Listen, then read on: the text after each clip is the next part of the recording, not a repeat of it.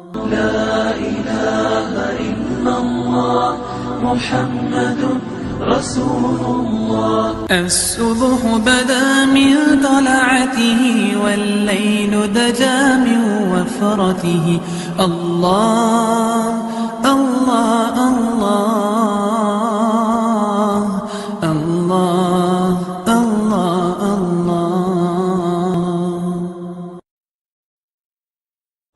أعوذ بالله من الشيطان الرجيم.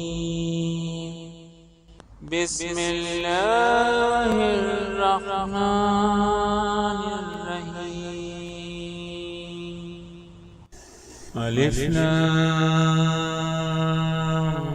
ميم.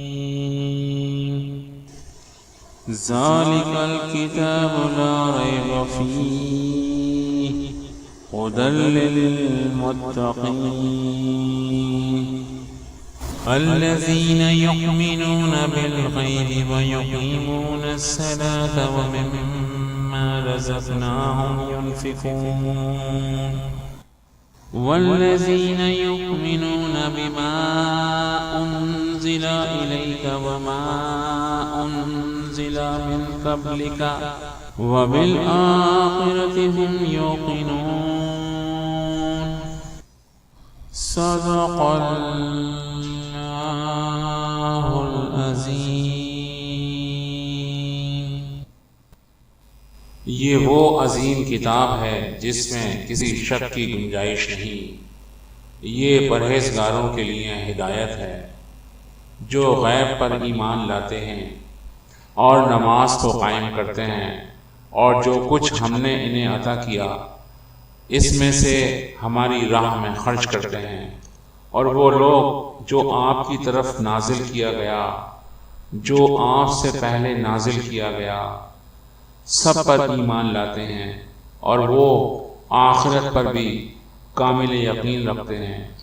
دوستوں، اگر ابھی تک آپ نے ہمارے چینل کو سبسکرائب نہیں کیا ہے تو ہمارے چینل کو سبسکرائب کریں، بیل آئیکن کو پریس کریں تاکہ ہماری نئی ویڈیو کی اپڈیٹ آپ تک پہنچ سکے. السلام علیکم دوستوں، میں روحانی عامل. دوستوں، آج جمعۃ المبارک ہے اور شیڈول کے مطابق آج اسلامی واقعے کی ویڈیو شیئر کرنی تھی. دوستوں، حضرت آدم علیہ السلام اور بیوی حوا علیہ السلام اللہ کے حکم سے جنت میں تھے، اور ابلیس اس تیاری میں تھا کہ کسی نہ کسی طرح سے ان کے دل میں وسوسہ ڈالے، جیسا کہ ابلیس کا کام تھا. اللہ رب العزت قرآن پاک میں ارشاد فرماتا ہے کہ اے آدم، ہم نے کہہ دیا تم اور تمہاری بیوی جنت میں رہو اور جہاں سے چاہو فراغت کھاؤ. دوستوں، جنت بھی کیسی؟ اللہ پاک فرماتا ہے کہ وہ جنت جس کی لمبائی اور چوڑائی زمین اور آسمان کی چوڑائی کے برابر ہے. اس جنت میں سے جو چاہو سو کھاؤ، کچھ بھی منع نہیں سوائے ایک درخت کے. تمہیں اس درخت کے پاس نہیں جانا ورنہ ظالموں میں سے ہو جاؤ گے. ایک مقام پر اللہ رب العزت نے ارشاد فرمایا کہ ہم نے فرشتوں کو حکم دیا کہ حضرت آدم علیہ السلام کو سجدہ کرو، تو سوائے ابلیس کے سب نے سجدہ کیا. ابلیس نے انکار کیا تو ہم یعنی اللہ نے فرمایا اے آدم، یہ تیرا اور تیری بیوی کا دشمن ہے، ایسا نہ ہو کہ یہ تجھے اور تیری بیوی کو جنت سے نہ نکلوا دے اور تو مصیبت میں پڑ جائے. یہاں تو آرام سے ہے، نہ بھوکا ہے نہ پیاسا.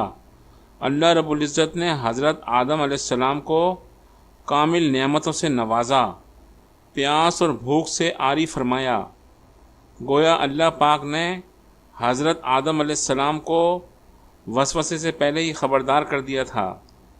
قرآن پاک کی کچھ آیات سے یہ بھی پتہ چلتا ہے کہ ابلیس کی انسان سے عداوت ابتدا سے چلی آ رہی ہے. اللہ نے حضرت آدم علیہ السلام کو کامل نعمتوں سے نوازا. بھوک نہ پیاس، نہ محنت نہ مشقت، نہ گرمی نہ سردی، اور بے انتہا حسن و جمال. بدبختی نہ بدقسمتی. اللہ رب العزت نے حضرت آدم علیہ السلام کو ہر دکھ و تکلیف سے عاری فرما دیا تھا۔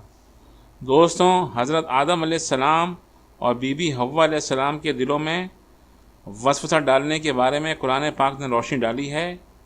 پھر شیطان مردود نے دونوں کے دل میں وسوسہ ڈالا، اور وسوسہ یہ ڈالا کہ اس درخت کے پھل کو کھانے سے ہمیشہ جنت میں رہنے اور نہ ختم ہونے والی بادشاہت ملتی ہے۔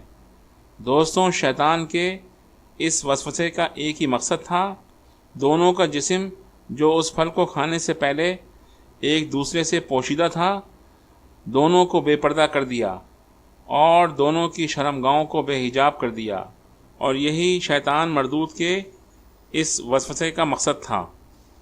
حضرت آدم علیہ السلام اور بی بی حوا علیہ السلام اس درخت کا پھل کھانے سے پہلے دونوں کپڑوں میں ملبوس تھے، لیکن جیسے ہی انہوں نے شیطان کے وسوسے میں آنے کے بعد اس درخت کا پھل کھایا تو دونوں کے لباس ان کے جسم سے نیچے گر گئے اور دونوں بے لباس ہو گئے، اور یہی شیطان ابلیس چاہتا تھا کہ ان دونوں کو بے لباس کر دے اور اللہ کی نافرمانی پر اکسائے۔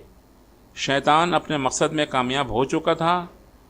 دوستوں، قرآن پاک میں ارشاد ہوتا ہے کہ جب شیطان نے حضرت آدم علیہ السلام اور بی بی حوا علیہ السلام کے دلوں میں وسوسہ ڈالتے ہوئے کہا، اے آدم، کیا میں تجھے دائمی زندگی کا وہ درخت اور کبھی نہ ختم ہونے والی بادشاہت کا نہ بتا دوں جو کبھی بھی پرانی نہ ہو؟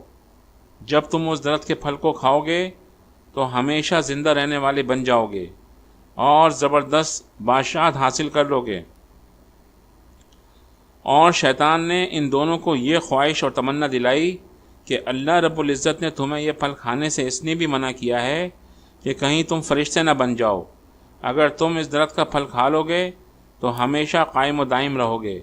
اور پھر شیطان مردود وسوسہ ڈالتے ہوئے جھوٹی قسمیں کھانے لگا، جیسا کہ قرآن پاک میں ارشاد ہوتا ہے۔ شیطان نے اللہ کی جھوٹی قسم کھاتے ہوئے وسوسہ ڈالا کہ اس کی بات سچ ہے۔ دوستوں، دونوں جنت میں بہت خوش تھے، لیکن جیسے ہی شیطان کے وسوسے میں آ کر دونوں نے اس درخت کا پھل چکھا تو دونوں برہنہ یعنی بے لباس ہو گئے۔ دونوں درختوں کے پتے جوڑ جوڑ کر رکھنے لگے، بنا کپڑوں کے دونوں کو حیا آنے لگی۔ دوستوں، ایک حدیث پاک میں آتا ہے کہ جب آدم علیہ السلام بھاگنے لگے تو اللہ رب العزت نے پکارا، اے آدم، مجھ سے بھاگتے ہو؟ تو حضرت آدم علیہ السلام نے جواب دیا، اے اللہ، میں شرم کی وجہ سے بھاگ رہا ہوں کہ تیرے سامنے برہنہ کیسے رہوں، تیری نافرمانی کا مرتکب کیسے رہوں۔ اس موقع پر اللہ نے حضرت آدم علیہ السلام سے فرمایا، کیا میں نے تمہیں اس درخت سے نہیں روکا تھا؟ کیا تم کو یہ نہیں بتا دیا تھا کہ شیطان تمہارا کھلا دشمن ہے؟ قرآن پاک میں ارشاد ہوتا ہے کہ دونوں اللہ کو پکارتے ہوئے کہتے ہیں، اے ہمارے رب، ہم نے اپنا بڑا نقصان کیا، اور اگر تو ہم پر رحم نہ فرمائے گا تو بے شک ہم خسارہ پانے والوں میں سے ہیں۔ دوستوں، اللہ بڑا غفور الرحیم ہے۔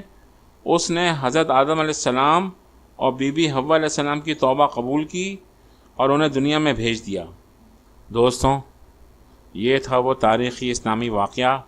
اس کے ساتھ ہی روحانی عامل کو اجازت دیجیے، انشاءاللہ تعالی اگلی ویڈیو میں آپ سے ملاقات ہوگی۔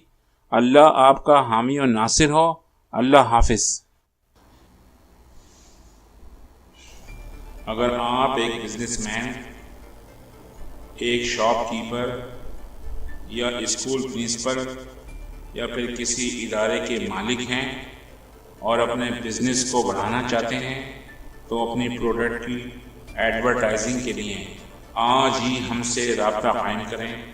ہمارا ای میل ہے r.a.advertising4321@gmail.com۔